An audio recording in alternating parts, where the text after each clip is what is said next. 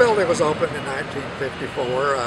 It served over a variety of purposes that year. Primarily, of course, what's best known for is basketball, volleyball,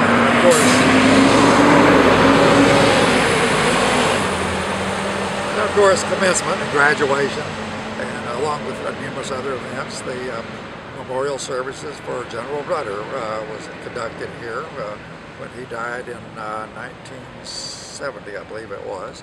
A vice president, Gerald Ford, spoke here right before he became president, and President Bush, George Bush, 41, spoke here as when he was vice president and later as president. So a lot of history with the building. It's being torn down to make way for the expansion of Kyle Field.